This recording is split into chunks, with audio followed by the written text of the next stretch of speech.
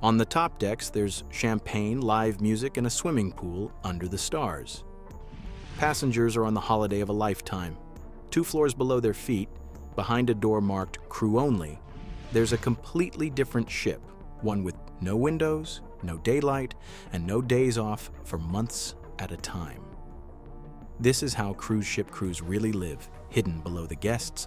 A modern cruise ship is one of the strangest places on Earth. It's a floating city, thousands of guests being fed, entertained, cleaned up after, and kept happy around the clock. And to make that possible, there's a second population living inside the same hull, often well over 1,000 crew, from dozens of different countries, working every single day of a contract that can run 6, 8, even 9 months without a day off. The passengers almost never see how any of it works, because the whole design of a cruise ship is built around one idea.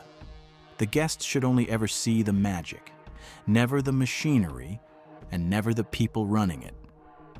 Stay with me, because the hidden world underneath is nothing like the one on the postcards.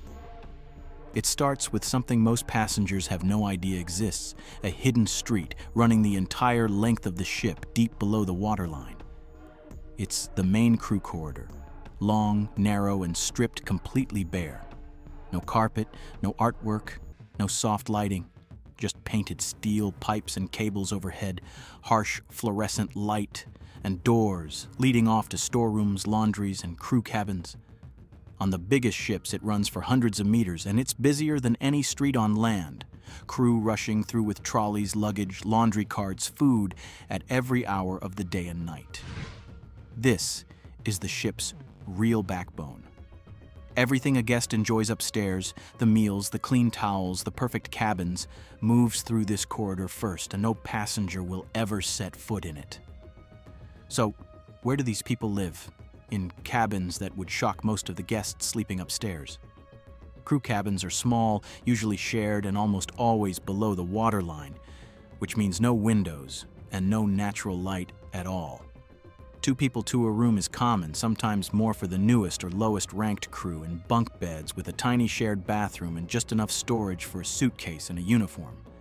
Your bunk becomes your entire private world. Many crew hang a curtain around it just to have 1 square meter that belongs to them. And because the ship runs 24 hours a day, your cabin mate is often on a completely different shift. So you learn to sleep through someone else's alarm, someone else's shower, someone else's day, while it's still pitch dark outside your non-existent window.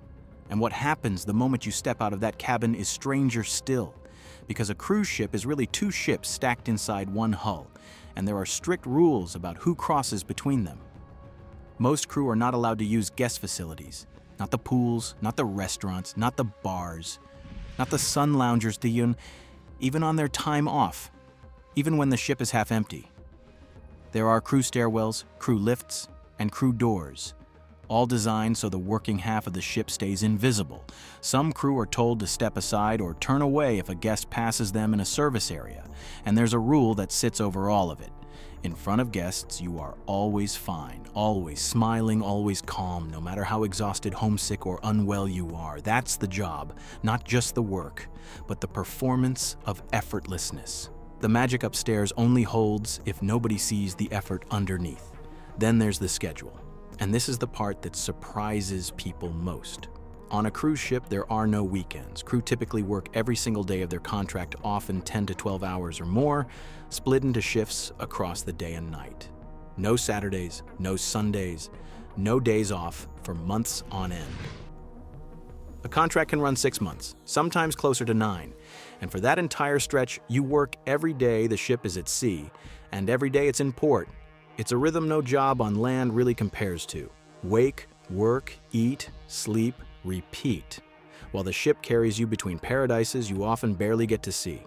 Because when the guests stream ashore to explore, most of the crew are still aboard, cleaning the cabins and preparing the next meal. Shore leave, when it comes, is often a couple of stolen hours between shifts. Long, enough to find a phone signal, call home, and buy something small before the walk back up the gangway. Crew joke that they've been to 40 countries and seen 40 port terminals. The divide shows up at the dinner table too. Guests eat in gleaming restaurants and endless buffets. Crew eat in the crew mess, a canteen down below, all steel counters and long shared tables. The food there is functional, made in huge quantities and geared toward feeding a workforce from dozens of countries at once, so you'll often find rice and curry served alongside pasta and stew, because the crew of one ship might come from 30 or 40 different nations. A good crew mess with a good cook genuinely lifts morale. A bad one is the fastest way to make a long contract feel even longer. And on many ships, there's a hierarchy even here. Officers may have their own mess, better options, more space. On a cruise ship, your rank doesn't just decide your job, it decides where you sleep, where you eat, and how much of the ship you're allowed to see. But here's what people don't expect. Down in that hidden world, there's a nightlife the guests never hear about. Most ships have a crew bar, a room usually deep in the ship where off-duty crew can finally stop performing.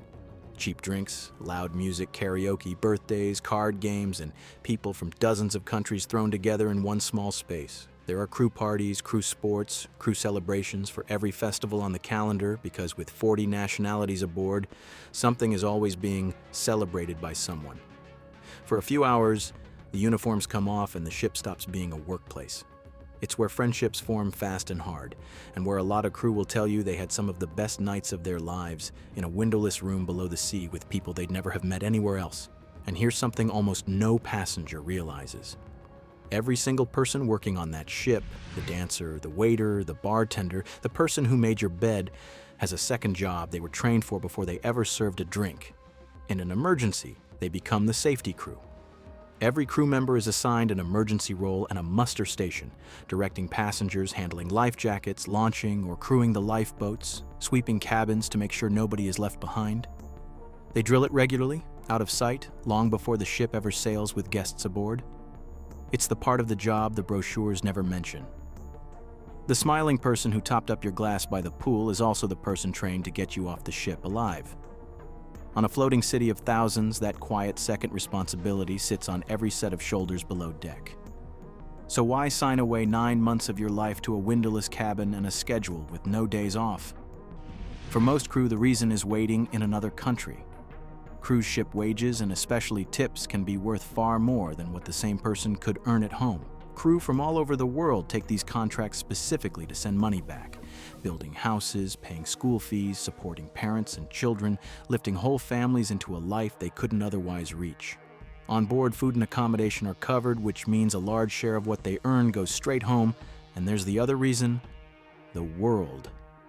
Even glimpsed briefly between shifts, these crews see more countries in one contract than most people see in a lifetime.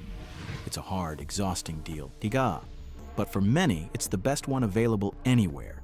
But ask crew what they actually remember from years at sea, and it's rarely the ports or even the money, it's the people. When you live, work, eat, and sleep alongside the same crowd for months in a hidden world the passengers can't see, something powerful happens.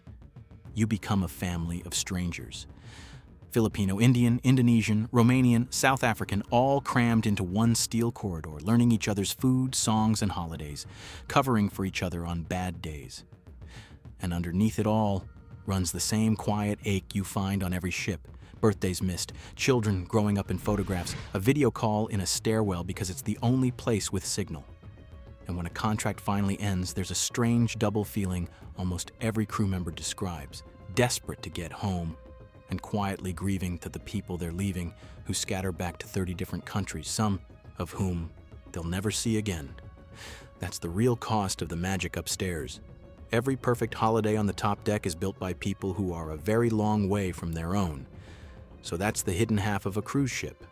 A bare corridor running the length of the hull, windowless cabins below the sea, months without a single day off, a crew bar nobody upstairs has heard of, and over 1,000 people from all over the world keeping the magic running. The next time you see a cruise ship lit up on the horizon, remember there are 2 ships in there, and most of the people aboard live in the one you'll never see. If you want to keep going, the next one is a mystery I can't stop thinking about. The giant passenger ships that once ruled the oceans, and the real reason they vanished almost overnight. That video's right here.